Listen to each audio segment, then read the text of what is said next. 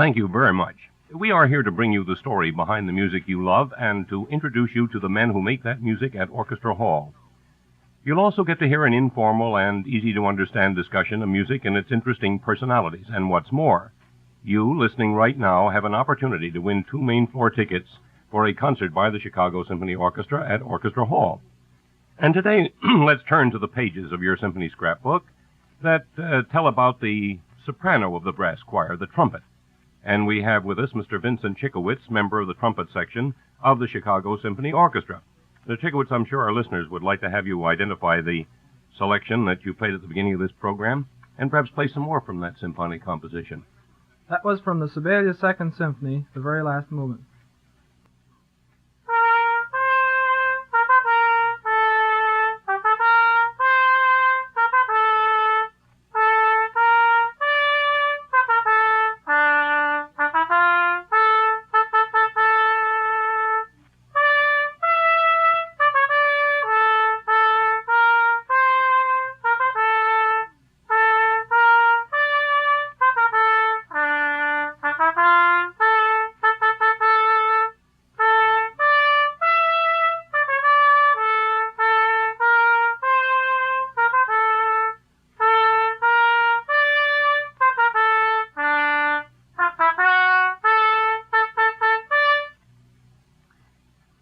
Since this is the first time we've had the pleasure of having you on this program, since you've just joined forces with us in the Chicago Symphony Orchestra, Mr. Cichowicz, I think our listeners might be interested in learning something about your background, your early training in music, something about any previous orchestral experience you have, so they come to know you as a person as well as a member of the orchestra. Well, my training's been entirely in the city of Chicago. I have studied with various teachers in this city, Mr. Reynolds Schilke and Mr. Sidney Baker, who was one-time former first trumpet of our orchestra, and Mr. Adolf Herseth. And I had attended Civic Orchestra for 3 seasons. Previous to that, I had spent 1 season in the Houston Symphony and had spent 6 summers out at Grant Park here in Chicago. That's interesting to me because, of course, as you well know, for a long time, until perhaps 20 or 30 years ago, it was considered the thing for symphonic organization in this country to go to, wasn't it Germany and Austria for their brass players? Yes. We never thought of training our own, and it's mighty nice to have a local boy who makes good. I ran across a little, not a poem, just a rhyme about your instrument the other day. Goes this way: it tingles spines, it shivers walls, it's used for sports and battle calls. But of course we know from the fact that you're on this program and your opening selection was played from Sibelius that it is a very important instrument in the symphonic combination. Would you consider it a solo instrument? Yes, very definitely. Many times, of course, it's used merely to bolster sonority in the orchestra. For instance, in playing the big tutti in many of our symphonic compositions, but very often it is used as a solo instrument and in very flexible fashion. When you say flexible, you mean it's not always playing loud? Well, that's it. It's not always loud. It's not always broad and sustained. It might be very flippant, you might say, in effect. I think as an illustration we have the excerpt from the Peter and Wolf, which might show that. Could we have that now?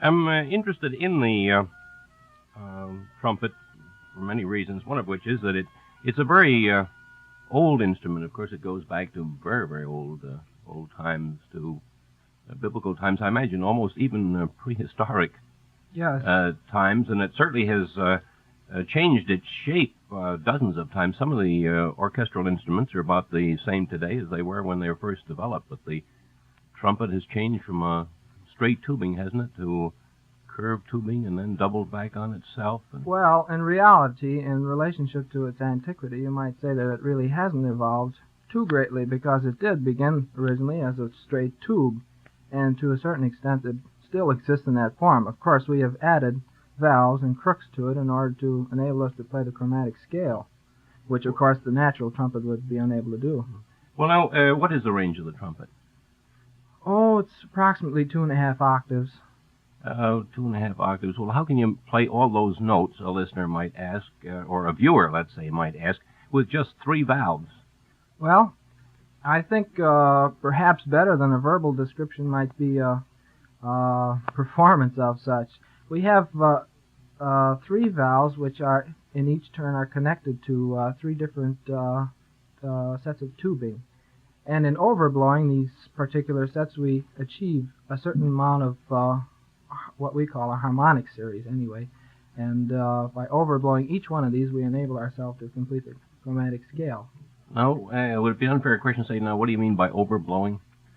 Well, it's rather I know that's a technical difficult question to illustrate by words, but it's by pressure of the embouchure against the mouthpiece plus the breath. Well, in other words, playing a trumpet consists of something more than putting it at your lips, blowing air into the tube, and pressing down a valve. Very definitely.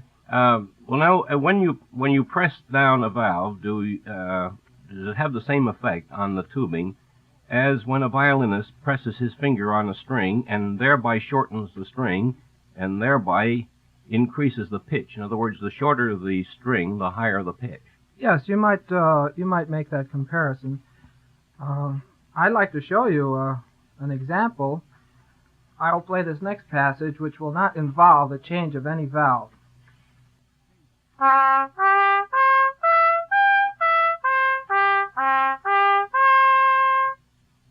you see, I did not move my fingers for that. Now, each time, by depressing a different set of valves, I also add other notes of like series, in which makes a complete chromatic scale.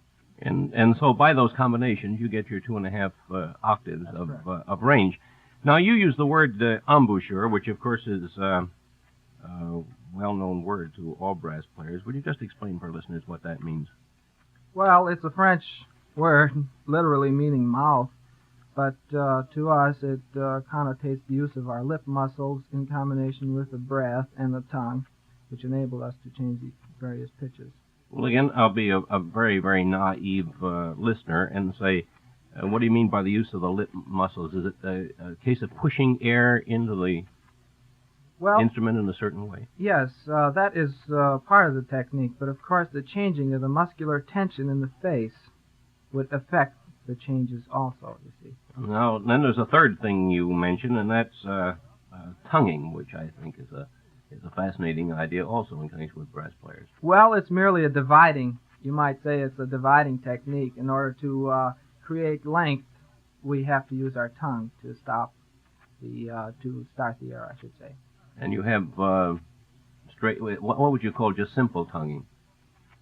Of course, I know you have double tonguing. You have triple tonguing. Just the straight use of the syllable T. Now, and what would illustrate double tonguing? Well, we use the inarticulate syllable, you might say, of K in the back of the mouth, which is really not tongue, but coughed, you might say, into the instrument. And triple? And triple tongue would be the alternation of 2 T's with 1 K. Well, it sounds complicated, but could we have an illustration of... well, first I'd like to do the double tonguing.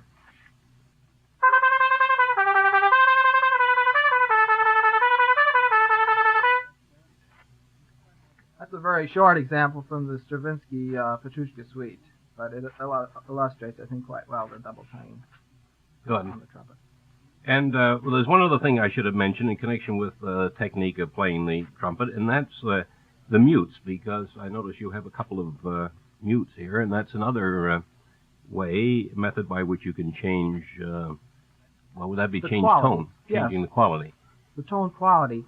The mutes are a straight mute, which we use most often, is of course of ancient origin, being merely a pear-shaped device stuffed into the bell.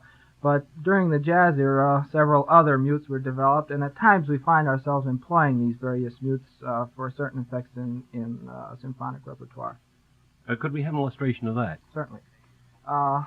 These will be from the Gershwin Rhapsody in Blue. Is Gershwin a popular composer among trumpet players? Well, I don't think you could define it that easily.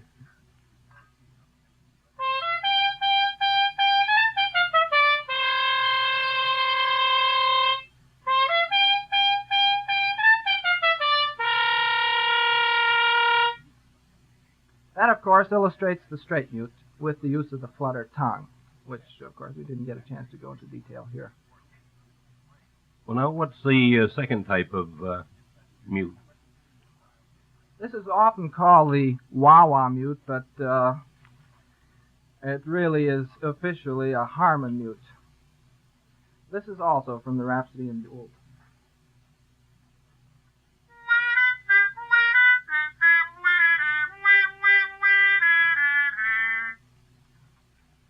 Well, thanks ever so much, Mr. Cichowicz, for this interesting demonstration of a very interesting orchestral instrument.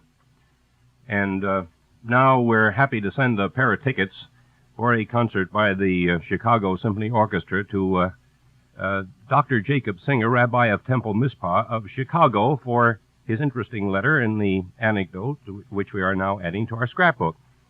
He says that the late conductor Albert Stursel of the Chautauqua Institute in New York State told us that he was often asked whether the conductor should use the score or direct without a score, a question which, of course, many symphony goers ask. And he always replied, the important thing is that he should know the score. And he cited this story as an illustration. He said there was a conductor who did not know his score and was always watching the players for their cues. For example, when the violins would begin, he would point to them confidently and wave his arms very gracefully. But, of course, it didn't take long for the players to discover this fraud, so they decided to fool him. At one concert, they were playing the Tannhäuser Overture, and the trumpet players, before the Pilgrim Chorus, raised their instruments 4 measures ahead of time, so the naive conductor pointed to them, but the players shook their heads and said, "Not yet."